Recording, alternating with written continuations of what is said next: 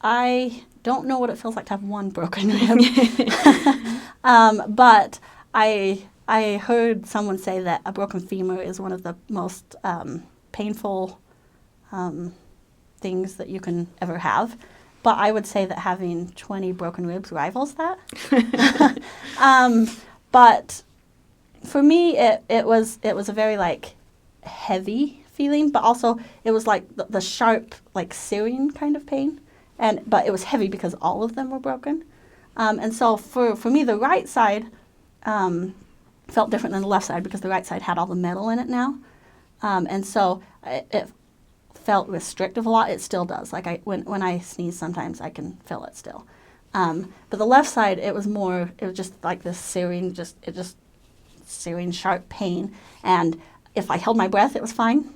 I mean, you could still feel like the heaviness of it. But every time you breathe, it hurts. Like when you laugh, it hurts really bad. When you sneeze, it hurts really bad. But basically, if you just hold still and don't breathe, it doesn't hurt that much. But basically, it was just kind of this heavy, sharp, searing pain.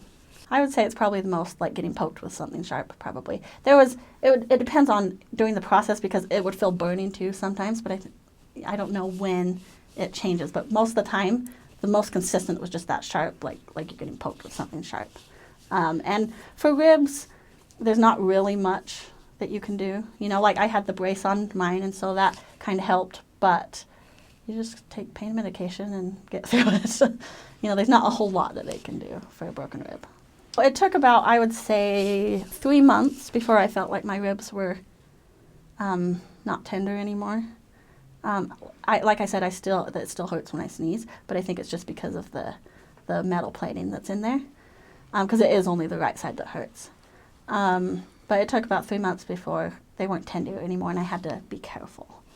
I can't lift or like pull a certain amount of weight. I sometimes, and I even notice this in my ribs, like if I pull too hard or too heavy, I feel like the searing in my chest and stuff. So I have to be careful that way. Because I had collapsed both my lungs, I developed pleurisy, and so I still deal with that on occasion, which is just where the sac around your lungs fills up with fluid. And then it just restricts them from being able to breathe normally. And so I have some inflammatory like medication and pain medication for that when that flares up.